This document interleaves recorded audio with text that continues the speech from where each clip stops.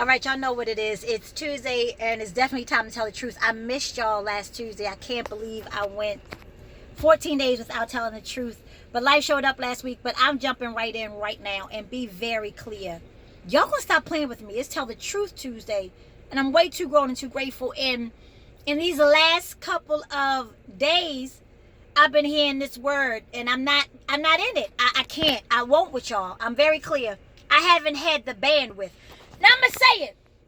I know I'm not a computer, but bandwidth is a good way to describe that I don't have space. I don't have the bandwidth to be taking on this stuff that y'all did. I'm gonna be very clear. I have so much going on in my own. First of all, it's a global pandemic still. First, can we just deal with that? Has anybody noticed that people are still catching this virus? That is still happening? That in one day over 15,000 people tested positive in Florida? Are you kidding me? And y'all want to sit around and talk about somebody being tangled up? Are you kidding me? I don't have the bandwidth to deconstruct what happens in anybody else's life. I am living through a pandemic and civil unrest. So y'all gonna stop playing with me. I'm too grown and too grateful. Y'all sitting around talking about tangled this. I don't give a rat. I don't give a monkey's left sack ball. I don't give a rat's. I care nothing about what is going on in somebody else's home, bed, life, marriage, relationship. I looked in the refrigerator for a cold hug to give. I just was trying to find, maybe I can find a chili hug to give. I couldn't find a frosty hug to give about what's going on in somebody else's life and marriage. And y'all need to stop. Y'all play too much. Y'all gonna stop. Why are y'all so overly concerned about what's going on in somebody else's life? Let me just help y'all out, because y'all gonna stop playing with me. I'm too grown and too grateful. It's Tell the Truth Tuesday.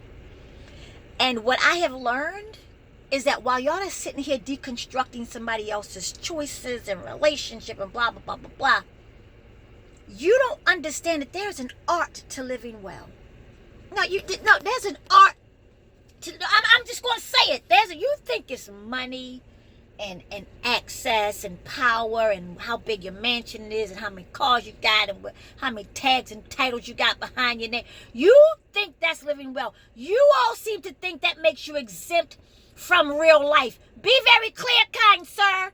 There's an art to living well. You have to choose to live well. It has nothing, I'm going to say it, it has nothing to do with possession. It has nothing to do with access or power. The living well starts within you, kind sir. So if you're looking for outward stuff to stipulate that now I am living well, you need to get detangled. Because your mind ain't right. Let me give you a metaphor. You know, people of color, we have nice, thick, curly hair. People call it knots. It ain't knots. It's curls. Some of the curls are just more aggressive. No, I'm trying to give them a metaphor for some of the curls are just more aggressive, right? And so it appears that they are just not working in concert, but they're just strong curls. And when we wash out natural, thick, curly hair, it gets tangled up like it look like it's fighting like but there's something called detangler. And let me, before I even get to the detangler, some of y'all are afraid to shampoo your natural hair. Some of y'all are afraid to even show your roots because you don't want to see what's underneath that scalp. You don't want to get to the scalp. So you got your units. I got a couple units. You got your units to cover it up. And you got the lace front. You don't want nobody to see your roots because you know that's where that thickness, that's where you got to do some work. I think I'm saying something. You got to do some work if you get that natural. So you got a deep condition. I think I'm saying something in this call. You got deep condition, kind sir. I'm telling you Tuesday. You got to go get you some detangler. Stay with me. You got to get some detangler, sir. And you got to put it in there, and you got to take that big tooth comb, and you got to comb through them curls. You got to, and it's work. It's work. What am I saying? I'm so glad they asked. It's a metaphor. Some of y'all will never deep shampoo or deep condition your hair because you don't want to do the work. You waiting for somebody else to come and do it for you. I'm I'm all about detangling. It's so easy to stay in a construct, in a box, because it comes with some amenities. It comes with some opportunity. Like some people who have been together 30, 40 years can't stand each other. They ain't had sex, don't talk, else, but they just can't get out of that box of, we've been married since we were, and you can't stand each other because you're tangled up in the construct of we married, but you ain't touched each other in a million years. That ain't my testimony. I'm going swear. I'm gonna tell the truth on this Tuesday. Some of y'all would rather be tangled because it's just nicer. It looks nicer because you get to still live in that neighborhood and still, be in that district and still drive that car. Are you kidding me? Be very clear. I'm about that deep, deep, deep conditioning. I'm about being detangled. And yeah, it took some time. I tried all kinds of ways to get detangled. And it just didn't seem to work until I really found an angel in the outfield that made me do the deep dive. And she said, sis, I can get you out of this, but are you willing to do the deep, deep condition? I can't get no help in this girl on Tuesday because they ain't see me last week. What am I saying? If you would only allow yourself to really shampoo, get it out, really cleanse, then you can see that all you need is a deep condition. I'm telling you right now, some of y'all are so stuck on what's going on in somebody else's relationship that you don't see that yours is all tangled up. And not just your relationship, you're in positions that the people treat you like trash. Like you worked your ass off to get an undergraduate degree. You worked your ass off to get a graduate degree. You still paying off student loans. And you working somewhere where they treating you like trash because of your skin or because of your gender or because of how you show up or because you are just gifted and great at what you do and they can't stand you. And you are so afraid to detangle from that because you like that 15th and that 30th. You like that director pie. And I ain't never mad, but I'm going to be real clear. I walked away from a PhD to be a performance artist decades ago. And yes, I was afraid. And yes, I was like, what am I doing? But I did it. And I can't sit here and say it was easy, but I feel free. I am detangled from the idea that you get to choose how I make a living and how hard I work. That you get to decide whether I'm worthy of a raise or a promotion. Are you kidding me? No, I'm going to say it. I got detangled from that mess years ago. And everybody wasn't able to rock out with me. And be real clear, there'll be people who will not get, well, why you want to mess stuff up? I mean, got that big ass house. I mean, you got them this, that. That's how they looking at them people in LA. They so worried about their life and their lifestyle. They trying to figure out, well, why you do? Man, let me tell you something. The only control I have is over how I react to how life shows up. I think I said something and my earring fell out. The only control I can't control you, sir. I can't control what you might do. Obviously, I can't control your behavior, but I can control my reaction to that. And my reaction to being disregarded and tangled was, no, it's time to detangle. And you got to be unapologetic about your detangling. Let me tell you what happened to me today, and I'm going to go. This is how detangled I am. Because once you get detangled, you give zero hugs about what people say or how they see you, right?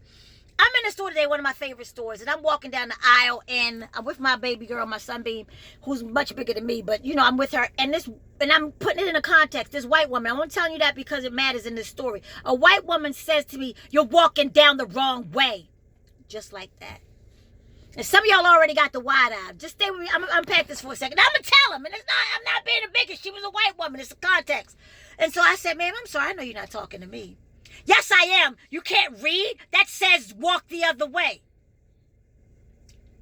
I'm sitting there like, "Ma'am, I'm you know what? That's not how you talk to people, ma'am. I'm still exercising some, That's how you talk to people, ma'am. Well, you need to learn how to read." Woo! Y'all gonna stop playing with me? This witch, this white woman said, you need to learn how to read. I think they starting to see why I'm talking about being detangled. In that moment, I said to myself, "You know what, miss?"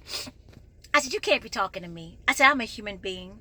I said, "If you wanted to redirect me, there was another way to do that." I'm still working on, exercising some goodness in my speech. But she kept poking the bear.